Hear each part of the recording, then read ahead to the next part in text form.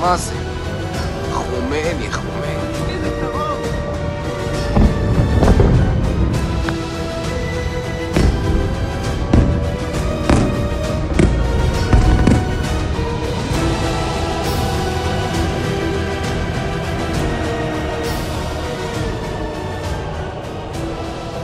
Isang nakakalungkot na nangyayari sa Israel ngayon na posibleng humantong sa World War III. So, ito na kaya yon? Ang operasyon ng IDF or yung mga sundalo ng mga Israel sa Palestina, Lebanon at Yemen ay tunay na nakakabahala na palala ng palala ang giyera sa Israel. Lalo na't ngayong araw na ito, nagsimula na ang pagkikidigma ng Israel laban sa Iran. Kung titingnan nyo sa video na ito, hindi na ma-intercept ng Israel ang halos 180 to 200 sabay-sabay na missiles mula sa Iran.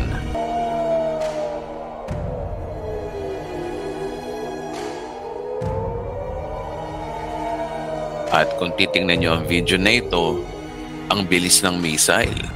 Mukhang gumagamit na ng hypersonic missile ang Iran. Ito yung kanilang Fatah hypersonic missile.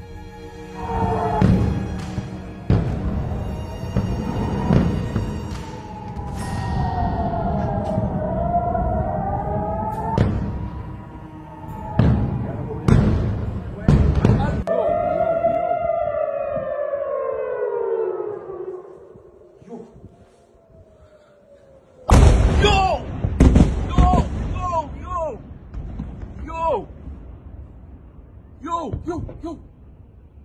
נפילה! לא מאמין! לא מאמין! לא מאמין! Ang hypersonic missile ay kasing bilis ng sounds na kayang i-bypass ang radar ng Israel Defense o yung Iron Dome. Libo-libo na ang namamatay, mga sundalo, rebelde, at kasama pa yung mga sibilyang nadamay. Gayunpaman, kumalat ang gulo sa buong Middle East, may mga nagsasabi na ang gerang ito ay hanggang Middle East lamang, hindi aabot ng World War III. Basta't hindi makakanti ang mga sagradong lugar na pinagkakaingatan sa Islam, hindi mangyayari ang World War III. Pero malamang magugulat ka sa malalaman mo sa content na ito na may nag-viral na video sa Israel na siyang malaking banta ng malawakang jihad or total war ng lahat ng Muslim laban sa Israel.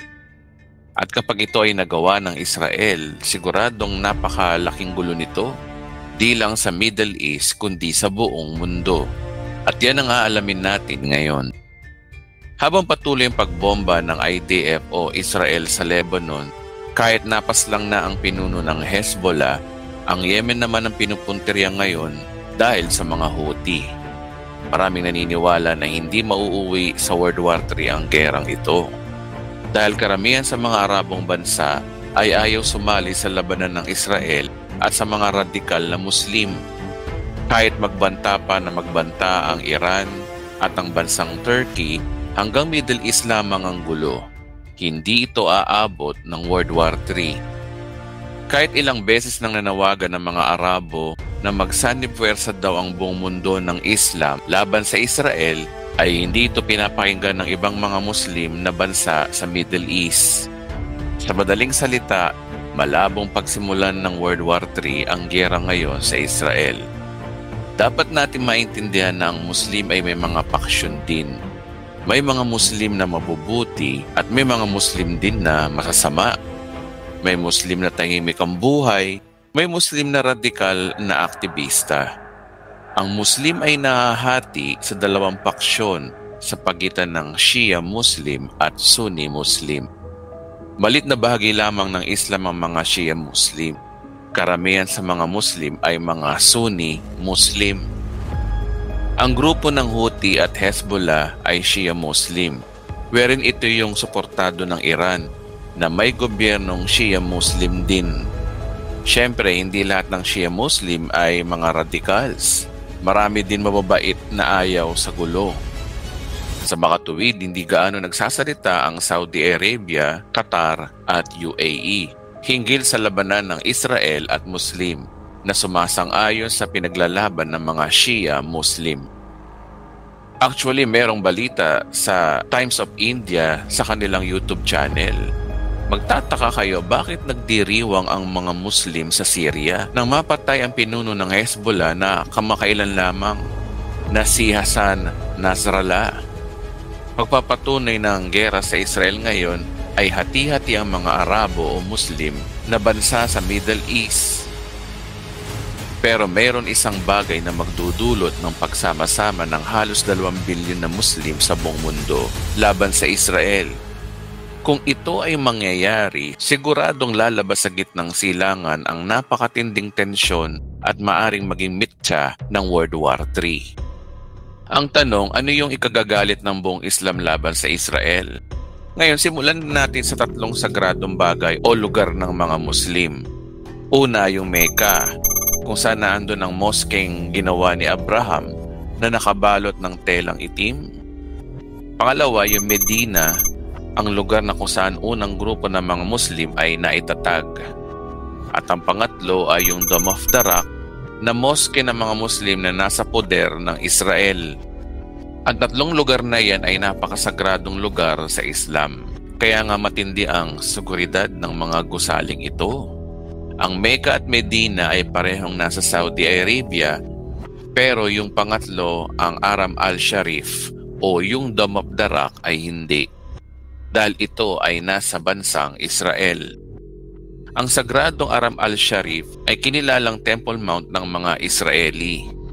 Ito ay malapit lang sa higanteng pader o Wailing Wall ng mga Hudyo na isa ring pinakasagradong lugar naman sa Judaismo. Ito ay malaking problema sa mga Muslim. Bagamat ang bansang Jordan ang nangangasiwa sa malit na compound ng Temple Mount, mga Israeli naman ang namamahala sa bakuran nito. Kaya nga pag may mga labanan sa Middle East, mahaharang ng mga Israeli ang mga Muslim sa moske. Sa madaling salita, ang pangatlong pinakasagradong lugar sa Islam ay nasasakupan ng bansang Israel. Ibig sabihin walang gaanong proteksyon na ibigay ang mga Muslim doon. Maaaring protektado ng bansang Jordan ang loob, pero hindi yung labas ng moske. Walang kumakanti sa Dome of the Rock dahil alam din ng mga Hudyo ang kahalagahan ng lugar sa mga Muslim. Alam naman natin ang mismong lugar ng Temple Mount ay pinagtitirikan ng unang templo na ipinagawa ni Haring Solomon. Ngunit sa Islam, si Haring Solomon ay propeta rin, kaya sagrado din ito sa mga Muslim. Kaya nga kung mahalaga ito sa mga Hudyo, mas mahalaga rin ito para sa mga Muslim. Dahil ang templo ay pareho nilang sentro ng pagsamba, both Jews and Islam. Sa ngayon, ang 2 religion na ito ay nag-uunawaan na lang tungkol dito. At yan ang kalagayan sa panahon natin ngayon. Gaya ng sinabi ko kanina, sa bawat religion merong mababait o tahimik lamang. At merong panatiko o radikal na nagsisimula ng kaguluhan. Kung sa Muslim merong mga Shia extremists, sa Judaism naman ay merong Temple Mount Zionists. Ang mga Zionists ay mga extremist din na counterpart ng Shia ng mga Muslim. Sila yung mga extremists, mga palaban na panatiko ng religion ng Judaism at soberanya ng Israel. Ayon sa Jewish Virtual Library, sila yung mga national movement na naglulunsad ng pagbabalik ng mga Hudyo sa kanilang lupain. Kaya ang ideology nila ay maibalik yung mga nawala sa Israel since noong panahon pa ni Haring David. At kasama nga dito yung Temple Mount na dapat maibalik sa Israel. Kaya pwede sila yung mga grupong kumikilos para maibalik ang Temple Mount sa Israel o para maitayo ang Third Temple. Kaya ang mga Zionists ay sila yung mga Temple Mount activists at sila rin yung mga grupong gustong wasakin ang Haram al-Sharif o yung Dome of the Rock.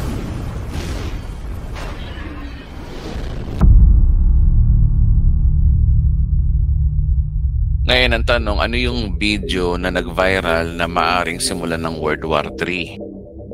Well, noong nakaraang September 2024, lumabas sa isang social media ng Israel ang isang videong hindi dapat ginawa. Ang videong ito ay ating makikita sa MiddleEastMonitor.com at sa kanilang Instagram. Panoorin po natin ang video.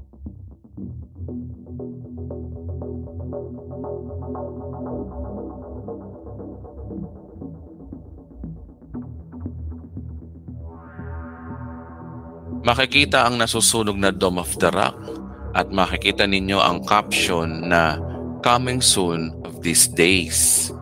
Sa una, ito'y kumalat sa mga Israeli pero ito ay nag-viral sa buong Middle East. Kaya nagresulta ito ngayon ng malaking galit ng mga Muslim. Ayon sa MiddleEastMonitor.com, mga Israeli settlers ang nagpakalat ng AI video na ito.